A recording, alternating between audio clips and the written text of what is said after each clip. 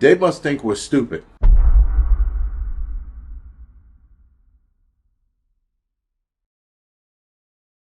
So guys, this is going to be a quick video on the insane FBI story that they're sticking with. And they are sticking with this hard. Now, there's a guy named Michael Savage. Apparently Michael Savage was close friends with Donald Trump. So he pointed all of this out. Obviously, all of this has been pointed out since the FBI gave that excuse, and everybody has their conspiracy theory.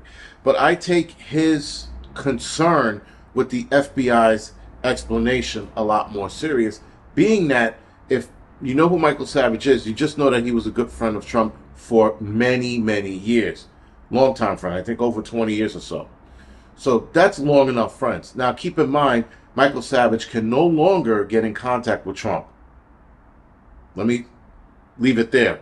Because the FBI's example of what happened to Charlie Kirk doesn't sit well with Michael Savage. It doesn't sit well with anybody.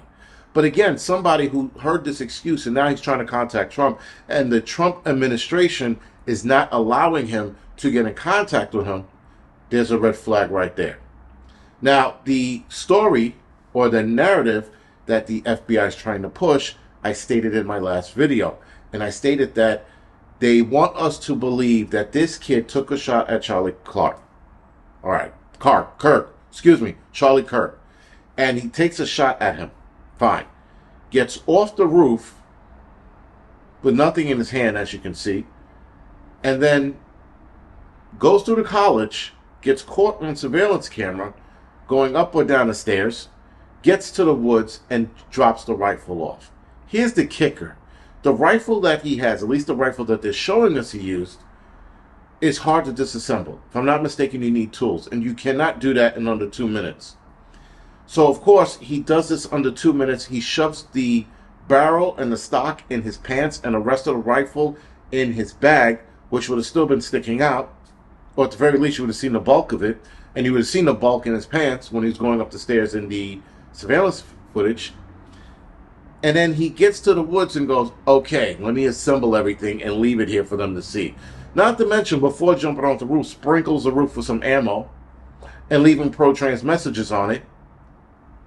And this is the narrative that they want us to believe. Now, of course, guys, the normies, the other people, they're not that smart. So whatever they're spoon-fed, they're going to believe. But the rest of us, we're looking at this going, no, this shit don't make sense. Now, obviously, when we heard this, we didn't believe it. And I'm never going to believe it. I'm not going to believe anything the FBI is going to say. But when Michael Savage stepped into the ring and started talking about how they didn't want him to contact Trump, or they're keeping him away from Trump, I'm like, there it is. And so, of course, guys, my theory with Israel being involved is growing every day. Now, there are people like, it's not Israel. It's absolutely Israel. Israel, guys, has a dirty record forever. And I'm not going to get into the people side of that run Israel, but just know that Israel is about as corrupt as it gets. I would say they're almost as corrupt as Russia, China, and the United States put together, because they also like to play the woe is me card. They're still playing that fucking card. Anyway, so now the whole Mossad taking him out seems more and more plausible. Now, again, that letter I spoke about in the last video, apparently there was some kind of offering in that letter, and Charlie Kirk turned it down. And then Charlie Kirk, at least he told Candace Owens that he was terrified or frightened after turning it down. And then that was last month, if I'm not mistaken, or a few weeks ago, and then he was taken out. The Trump administration is covering up for Israel. I would bet my paycheck, because whatever narrative now they're going to spin out, they're going to try to blame this kid, which he seems like he's going along with it. He has a look on his face in that mugshot like he's going along with whatever this is. Not sure. MK Ultra, brainwash, whatever you want to say it is. It could be that. I don't know. But all I know is that none of this is sitting well with anyone. People who are not conspiracy theorists are like, something is wrong here. When you have normies stepping into the ring and going, this shit's not making sense, you know that you got a problem. You know, guys, that the preppers, homesteaders, the conspiracy theorists, we were already looking at this like, something ain't right here. As soon as he hit the ground, my brain was off to the races. I'm like, something's not right. Why would they do this to him? And all this. And then all of us started doing the same thing. Sorry if I'm speaking for all of us, but most of us were thinking the same thing. Something isn't right here. Almost immediately. So then you have people, again, who are not conspiracy theorists. Even my daughter is not a conspiracy theorist. She's like, something isn't right here. If you got the outside world, guys, out of the conspiracy theory world, talking about something isn't right, then something is not right. So that means one thing, and this makes me a little nervous.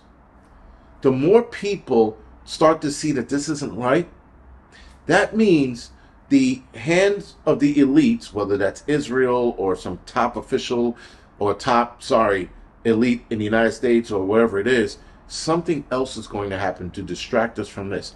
If this gets away from them and more people are calling bullshit, something bigger is going to happen to take our attention off of this onto that. And whatever that is, whatever that thing is going to happen, it's going to be nothing short of a nightmare, and it's going to be very scary, and I think it's going to shake the world. Not to mention that what Dan Bongino said a couple months ago about what he learned, he'll never see it the same way again, and it shook him to his core. He said that a couple months ago. Then he got Charlie Kirk getting popped, and I'm like, well, they're probably going to raise the stakes and do something else to keep us distracted. This shit isn't looking right. All we need to do, guys, is right now stay super prepared, because anything can happen. We're in September right now. We still got a couple months to go. I think 2026 is going to be like the Wild West all over the world.